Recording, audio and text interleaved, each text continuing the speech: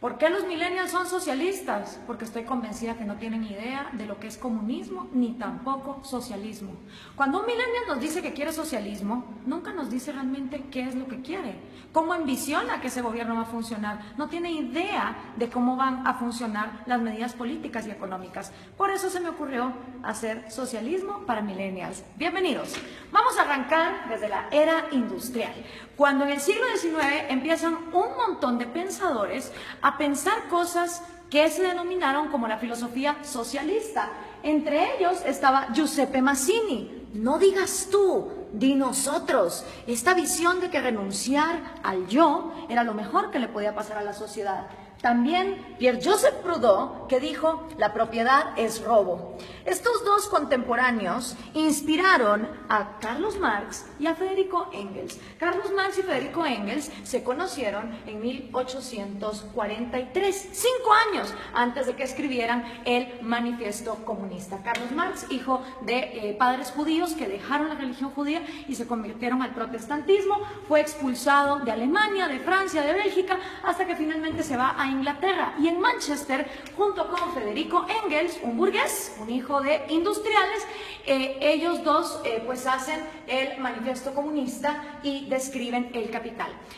Cosas interesantes, Carlos Marx trabajó muy poco en su vida y a la edad que yo tengo, 31 años, se retiró para ser un mantenido de Federico Engels por el resto de sus días. Vivió en Soho, Inglaterra, todo ese tiempo, y después de los 31 años nunca más volvió a trabajar.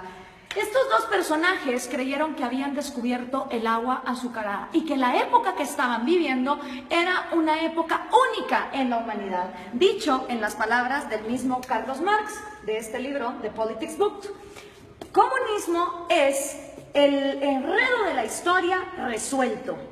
Para ellos el comunismo venía a resolver todas las luchas históricas. Según Marx y Engels, después de ellos la historia no volvería a ser la misma. Pero pensemos un poco en cuál era el mundo industrial en el que se movían Carlos Marx y Federico Engels. Para empezar, la filosofía que estos dos señores hicieron estaba inspirada para Alemania e Inglaterra, países industriales que tenían una gran industria que estaba cada vez más creciendo, no para países agrícolas. Y resulta que ni Inglaterra ni Alemania pusieron jamás en práctica las teorías de Marx ni de Engels tampoco. Quienes las pusieron en práctica fueron países agricultores que no contaban con las particularidades que Carlos Marx decía deberían de ser lo primero que debería haber, que es capital, manufactura e industria.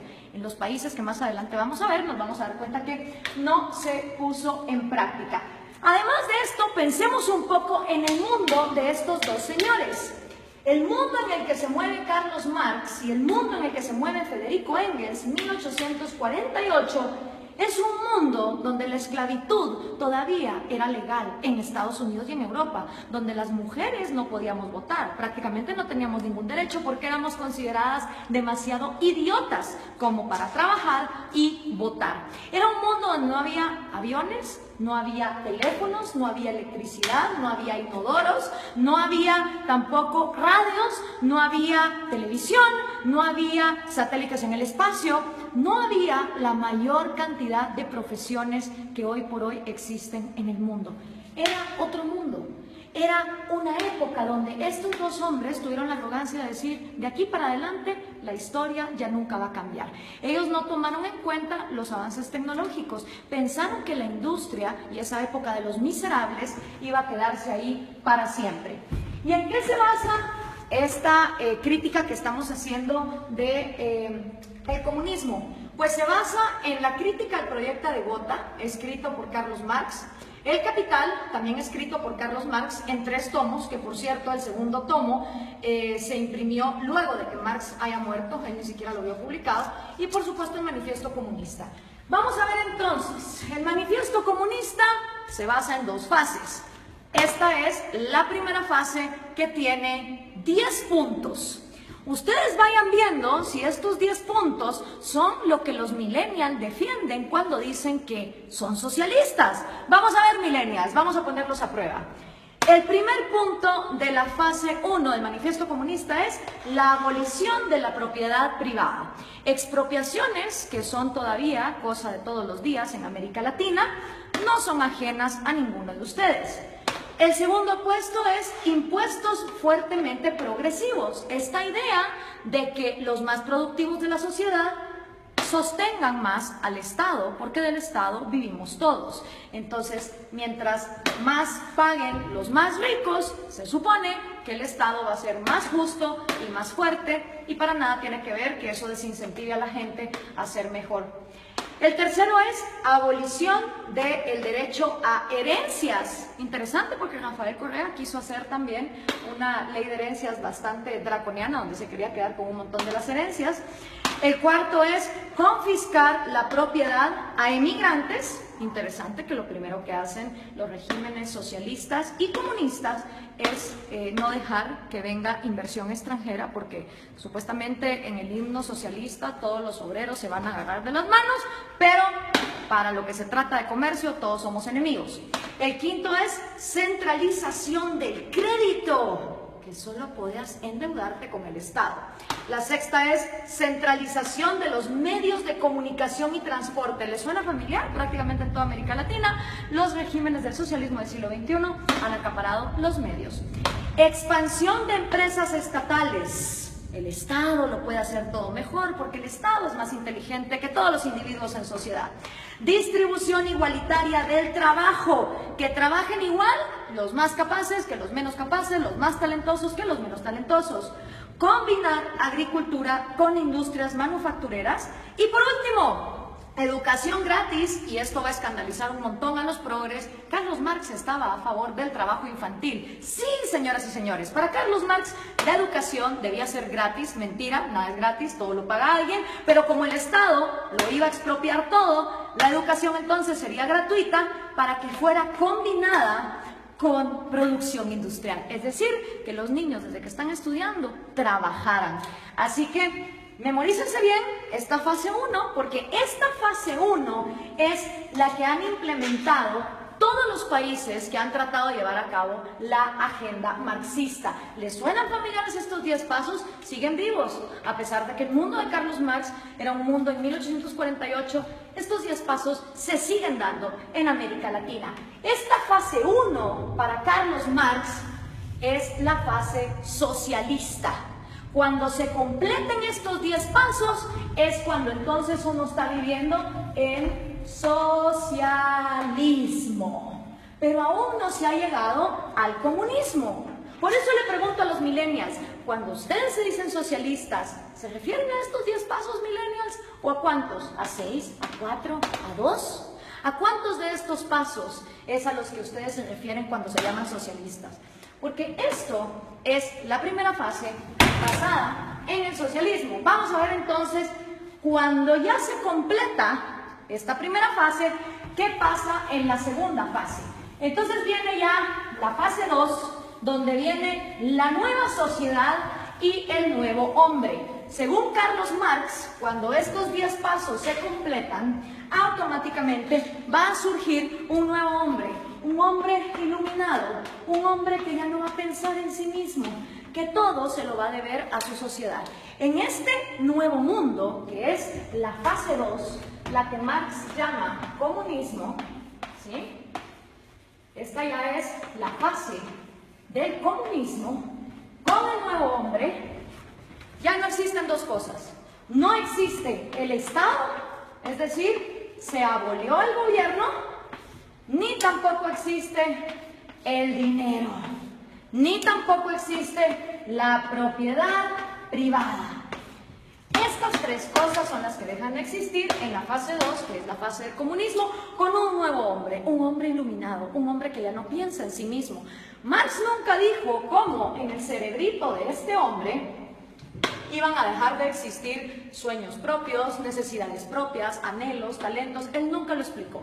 Para él, de manera mágica, después de que la fase 1 fuera completada, se pasaba automáticamente a la fase 2, donde este hombre nuevo iba a trabajar a la par de hombres más mediocres y menos talentosos, pero siempre recibiendo lo mismo. ¿Y cómo iba a funcionar la distribución de productos. Bueno, pues iba a haber un gran almacén y en este almacén la comunidad, ya sin Estado, ya sin gobierno, ya sin dinero, te iba a proveer a ti de todos los productos y servicios que tú ibas a necesitar. Entonces todas las personas, no importa sus talentos, iban a llegar a intercambiar. Si por ejemplo producían yesos, pues un yeso por 1 kilo de arroz. Y decía Marx que suponiendo que este hombre, en lugar de producir un yeso, hubiera producido 3 y este solo hubiera producido 2, en esta segunda fase, este hombre que produjo 3 yesos, no le iba a importar recibir también 1 libra de arroz para compararse con este. Según Marx, iba a llegar un momento donde el más talentoso y el que más trabajaba no le iba a importar recibir igual que el que trabajaba menos y el que era más mediocre. Ahora veamos, ¿se cumplió esta fase 2? ¿O qué es lo que ha pasado en la historia de la humanidad con la gente que ha llevado a cabo la agenda marxista? Bueno, pues los primeros que trataron de llevar a cabo la agenda marxista fueron Trotsky, Stalin y Lenin. 70 años después del manifiesto comunista, ellos son los primeros en poner en práctica la teoría marxista, cuando en 1918 deciden cortarle la cabeza a los sanguinarios explotadores, y de verdad que lo eran, de la dinastía Romanov, que era la monarquía que imperaba en Rusia. 2 errores. Primero, Marx escribe una teoría para Inglaterra y Alemania, que su problema no era, digamos, el de una monarquía que incentivara la agricultura, sino que eran países industriales. Rusia era feudal, bastante feudal. Estas 3 personas entonces ponen los primeros 10 pasos de Carlos Marx en marcha y llegaron a la fase 2, llegaron a este gran almacén. Realmente no. Ni se abolió la propiedad privada, ni se abolió el dinero, y el Estado, en lugar de aniquilarse, se fue volviendo más y más grande hasta volverse totalitario. ¿Y entonces qué pasó? En toda Unión Soviética se desplegaron los gulags. Cada uno de esos puntitos rojos que ustedes ven ahí son los gulags, los campos forzados de trabajo. Claro, desgraciadamente en esa época no había Twitter, no había Facebook, no había Instagram, entonces era muy difícil tener récords de las atrocidades y las violaciones a los derechos humanos que se daban en estos campos de concentración en condiciones de temperatura bastante salvajes y teniendo a la gente hasta lo último en el punto de inanición. Y para darles un ejemplo concreto, aquí hay una foto del Gulag de Ucrania, que era una parte fundamental para el sustento económico del Imperio Soviético, ya que producía 80% del carbón, 85% del hierro y el 70% de los metales. ¿No les suena familiar Venezuela? A ustedes que con el petróleo los tienen similar así. Después de la Unión Soviética, y que ojo, nunca se llegó a la fase 2 de comunismo, podemos decir entonces que lo único que hubo en Rusia fue socialismo, porque nunca se llegó a la fase 2. El siguiente sanguinario que quiso poner a prueba el comunismo fue Mao Zedong en China. En 1948 entra el Ejército Rojo y Mao hace su propio experimento con 2 atrocidades que aniquilaron a más de 60 millones de personas, que fueron el gran salto adelante y la revolución cultural, que básicamente era una manera de implementar los 10 pasos del manifiesto comunista y que llevaron al peor genocidio que la humanidad jamás ha visto. Y por supuesto, esta idea se trae a casa, y los primeros en traer la casa en su propia versión de Trotsky, Stalin y Lenin son el Che Guevara, Fidel Castro y Camilo Cienfuegos. Cosa interesante, Camilo Cienfuegos y Trotsky, siendo los intelectuales más moderados de este movimiento, fueron asesinados, este por Stalin y Camilo por Fidel Castro. Hasta en eso se parecen estos modelos, donde tenemos sanguinarios que traicionan a sus propios amigos cuando no se vuelven tan pues crueles y dictadores como ellos. Ahora veamos la línea. Entra Fidel Castro a Cuba y obviamente Fidel Castro sigue influyendo en la región. Aquí lo tenemos con Evo Morales y con Hugo Chávez, que traen el refrito, el socialismo del siglo XXI. La misma idea, los mismos 10 pasos, la misma utopía, llegar al gran almacén donde hasta el talentoso iba a renunciar por el mediocre. Y esto se sigue pasando. Aquí está Hugo Chávez con Kirchner, Néstor Kirchner y con Lula da Silva. Y por supuesto sus nuevos reciclados, Dilma Rousseff, que acaba de ser destituida, Mujica, Cristina Kirchner con Hugo Chávez. Si podemos ver, la línea es directa, las ideas son las mismas, es la misma receta y el resultado es el mismo. Entonces, ¿por qué los millennials insisten en ser socialistas? No me cabe la menor duda que es porque no conocen su historia, no tienen idea de lo que significa el socialismo, ni tampoco tienen idea de que el comunismo llega hasta una fase 2 que nunca antes se ha dado.